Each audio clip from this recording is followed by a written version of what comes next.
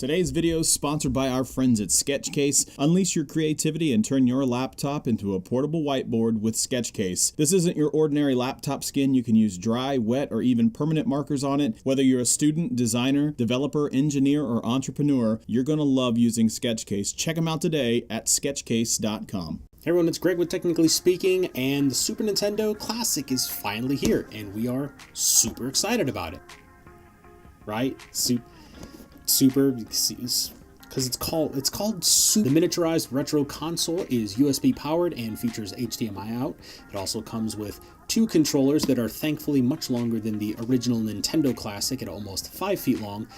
Man, if only there was some way to remove the wire from these controllers, like some type of, I don't know, like a wireless technology. And it also comes with 21 games, some of which are arguably some of the greatest 16-bit era games ever made. So in short, it's a really cool device, but it's not without its flaws, as a lot of other reviewers have also pointed out. So today we're going to take a look at installing some custom firmware on a stock Super Nintendo Classic to see if we can't add some additional really cool features. Now, word of caution, there is an element of danger to this, but I don't think I've ever seen anyone actually brick their Super Nintendo.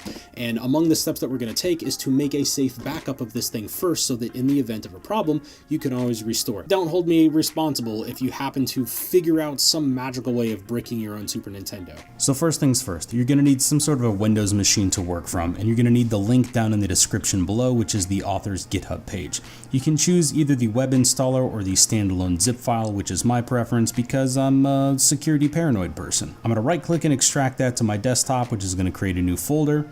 Open that up, open up the Hakchi directory, and then start the application itself.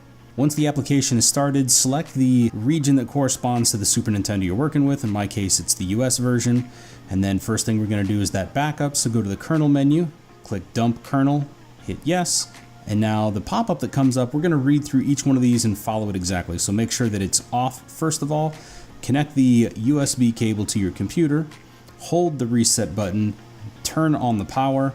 And what you should notice is that the red light doesn't come on as normal, but really what you're waiting for is that sound right there, which means that it's connected. Now, if you haven't already done so, go ahead and install the drivers, and it should just automatically start doing the kernel dump. So you're going to want to come back, and it'll take a couple of minutes for this part to finish, but once it's finished, you'll see a new directory created called dump. Now, the dump directory actually contains the raw backup of your Super Nintendo.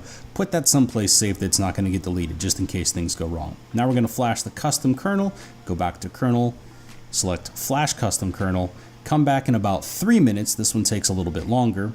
And once that's all done, that's it. Now you're ready to do some cool things like get back to the main menu by holding down and select. There's also some extra things that you can do that are pretty neat. You can change the key combination that you use to get back to the menu, or enable some old school controller hacks like Turbo Fire. There's also a save state manager, which gives you a list of all of the save states you have for all of the games on your Super Nintendo. From here you can import, export, or delete saves as you want. And there's also a really cool feature where it gives you an image which corresponds to the same image that you would see in the Super Nintendo, so you can kind of figure out which save state you're working with based just on the picture alone. I really do like that.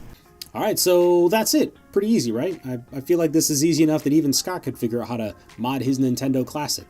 And not only do you get the ability to do some custom key combinations to get you back to the main menu without having to get up and physically push the reset button, but you can also upload custom games. So, thank you for stopping by to check out the video. I really appreciate it. Please, if you haven't done so, take a minute to subscribe and hit the bell next to the subscribe button so you won't miss another video. Definitely put some comments in the comment section down below if you like what you saw, if you have a suggestion for another video, and I will see you all next time.